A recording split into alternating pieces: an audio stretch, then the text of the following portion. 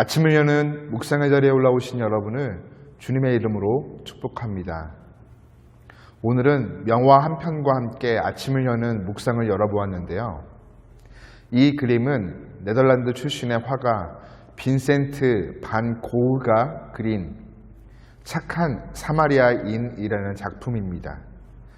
묵상을 나누며 잠시 그림을 살펴보면 먼저 눈에 띄는 것이 그림 중앙에 있는 두 사람입니다. 바로 강도를 만나 초주검이 된 사람을 사마리아인이 자신의 말에 올려 태우는 모습이죠.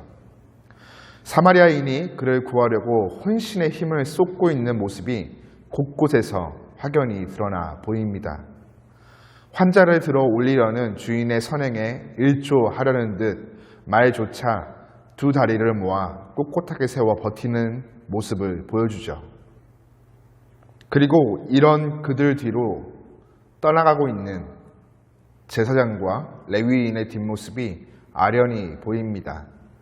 성경에 기록하고 있지는 않지만 작가의 상상력에 의해 그려진 이 두 사람의 모습을 자세히 들여다보면 가장 멀리 떠나가고 있는 제사장의 손에는 제물이 될 짐승이 함께하고 있고, 그 다음 레위인의 손에는 모세의 율법서로 생각되는 책이 들려져 이를 읽으며 떠나가는 모습이 그려져 있습니다.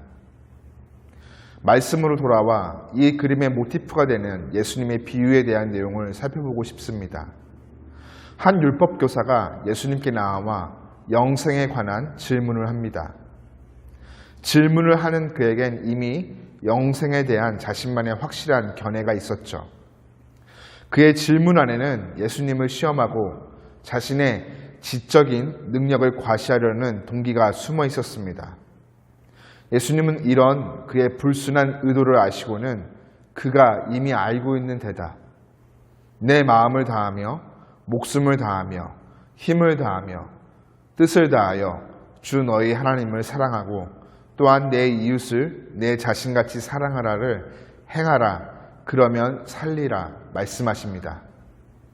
그러자 율법교사는 내 이웃이 누구입니까? 예수님께 되묻습니다. 이에 예수님은 앞서 그림을 통해 설명한 사마리아인의 비유를 말씀하시며 누가 강도 만난 자의 이웃이 되겠느냐 질문을 통해 그가 정해놓은 기준의 경계를 무너뜨리십니다. 그러시면서 너도 이와 같이 하라 명하시죠. 삶의 자리에서 우리는 마치 제사장이 제사를 드리기 위해 제물이 될 짐승을 흠없이 끌고 가는 행동, 레위인이 모세의 율법을 읽고 묵상하며 외우는 행동, 즉 하나님을 사랑하는 표현을 잘 실천하지만 반대로 사마리아인과 같이 내 주변에 힘들고 어려우며 고통 가운데 있는 이웃을 나의 몸처럼 사랑하며 섬기는 행동은 잘 실천하지 못하고 있음을 마주하게 됩니다. 더불어 나의 몸처럼 사랑하며 섬겨야 할 나의 이웃에 대한 기준과 범위도 내가 생각하는 잣대에 따라 달라지는 것을 경험하게 되죠. 오늘 제사장과 레위인은 왜 사마리아인과 다른 행동을 보였을까요? 그들 안에는 하나님을 향한 열심, 어쩌면 겉으로 드러나 보이는 경건의 행동은 있었지만 본문 33절의 말씀같이 한 영혼을 불쌍히 여기며 자비와 긍휼을 베푸는 마음은 없었습니다.